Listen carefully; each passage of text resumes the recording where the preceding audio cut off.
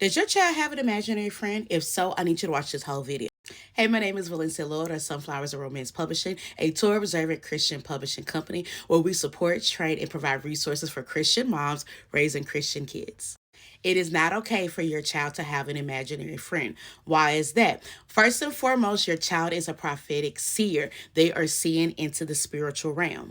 The things that you think are imaginary are not imaginary. They are seeing things in the spirit. The question is, what are they seeing? In the case of imaginary friends, what your child is experiencing, what your child is talking to and playing with is a familiar spirit trying to make a contract, a covenant with your child. They come to your child in the guise of an angel of light in order to get to your child's heart, to get them to trust them, to get them to build a relationship with them so that they can infiltrate your child's life, body, spirit, mind as they grow up. And you may think, if it's a familiar spirit, why isn't my child afraid of it? Literally, that it is familiar with your child. So it's going to come to your child in the way that your child needs because it has dwelt in your bloodline. It has studied your bloodline and knows exactly what your child is missing, what your child is needing, whether it is friendship, whether it's love, whether it is they're dealing with rejection or loneliness or some sense of pride in them. That familiar spirit is going to feed whatever that is in your child in order to build a covenant with your child. Now, this is something that is quite dangerous and you need to be mindful for because a lot of these spirits are very crafty. They're going to tell your child, don't tell anyone about me. They're going to tell your child that this is a secret friendship. They shouldn't tell anyone.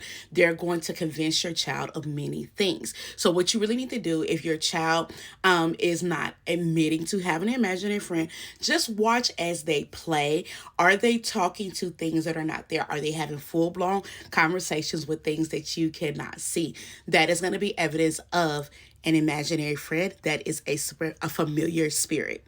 Especially pay attention to when your child is admitting to having a boyfriend, a girlfriend, a husband, a wife, some type of relationship with something that you cannot see, because that is going to even get into the realm of spirit spouses, incubus and succubus spirits that may be doing unclean things to your child in the spirit. I know this is a lot to take in, but I'm here to support you.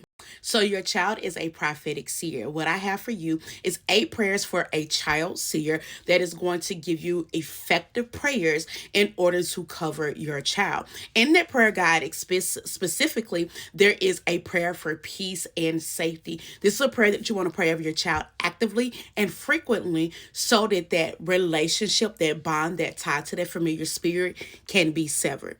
Some other ways that you can support your prophetic child in dealing with an imaginary friend. Number one, fast on their behalf and fast against those imaginary friends and those familiar spirits that are coming in to attach themselves to your child.